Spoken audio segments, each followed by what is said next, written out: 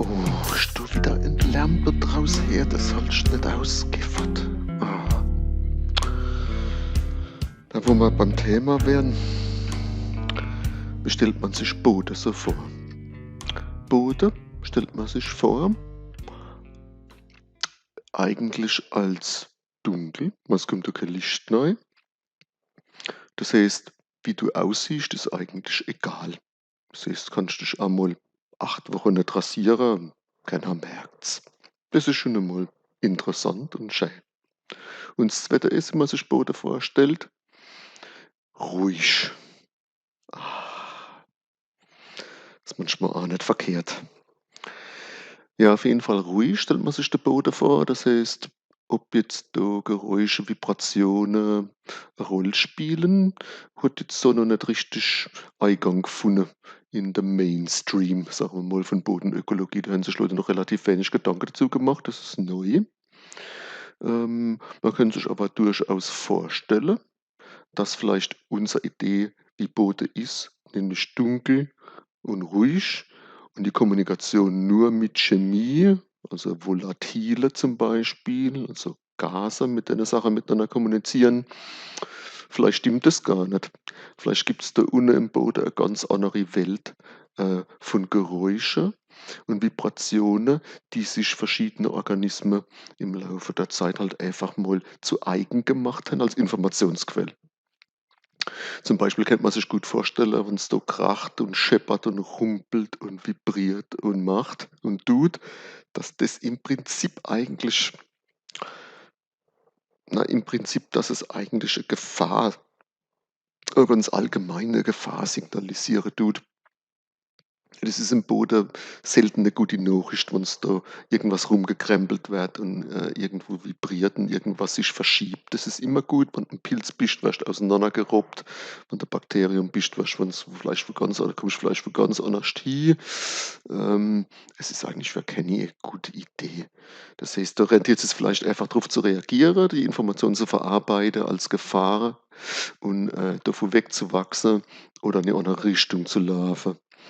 Hm, Problem ist halt, kann man das spezifisch irgendwie hinkriegen oder ist es einfach nur so eine allgemeine Warnsignalinformation?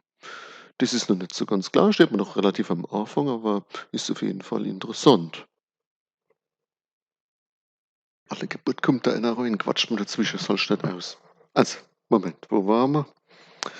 Ah ja, also das mit dem Geräusch im Boden, ne, das ist halt ein bisschen schwierig, weil man weiß nicht, ob man das wirklich so spezifisch hinkriegt. Vielleicht ist es also eher so eine allgemeine Warnung, 'n allgemeines Warnsignal für bestimmte Bodenlebewesen, wie zum Beispiel Pilze oder Bakterien. Gibt es ein paar Paper, die haben ja gezeigt, wenn der Bakterie was vorpiepst, dass sie dann irgendwie darauf reagieren. Uns jetzt mal interessieren, das da auch mit Pilze zu machen, haben wir schon ein bisschen angefangen, haben noch nix gefunden. Muss man halt jetzt noch mal gucken, ne? Aber interessant wäre es schon, weil aus quasi 2 Gründen. Das erste, vielleicht kennt man ja irgendwie die ganzen Geräusche, die es im Boden gibt, dazu verwenden, rauszufinden, was da für Organismen da sind, ne? Also so eine Art Biodiversitätsabschätzung aufgrund von Geräuschprofile von 'nem Boden halt, wo man messen könnte. Das wäre schon erst einmal super. Und eine zweite Sache, ich meine, wir machen ja jede Menge Lärm und eventuellerweise, weiß man ja nicht, könnte man sich überlegen, dass das eventuellerweise Auswirkungen auf den Boden haben könnte. Zumindest da, wo halt immer viel Lärm ist. In der Stadt oder neben der Autobahn, der Baustelle oder hier. Ähm, Das wäre auch mal interessant und wäre mal witzig, das weiter zu hinterfragen, weil vielleicht haben wir die ganze Zeit ja ganz falsches Bild gehabt vom Boden, dass es halt einfach die Kommunikation abläuft über Chemie, Volatile und so weiter. Das ist ja schon ein alter Hut. Obwohl das war ja vor einigen Jahren leider darüber auch gelächelt, dass das überhaupt stattfinden soll, oberirdisch zwischen Pflanzen, dass die sich unterhalten können auf die Art und Weise. Haben sie damals auch ein bisschen drüber gelacht. Das ist jetzt nicht mehr so. Heutzutage finden vielleicht die meisten Leute die Idee, dass da im Boden was mit Geräusche funktioniert, 'n bisschen weit hergeholt, aber man weiß es nicht. Müsste man jetzt halt mal untersuchen. Spannende Sache, kann man sich Gedanken dazu machen. Vielleicht haben Leute ja Ideen.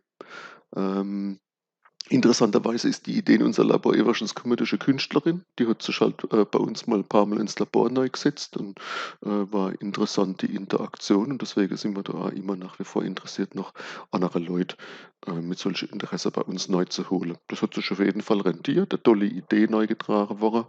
Mal sehen, ob wir da noch experimentell auch was dazu machen.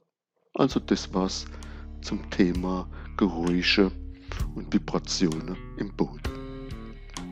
Allah, macht es gut.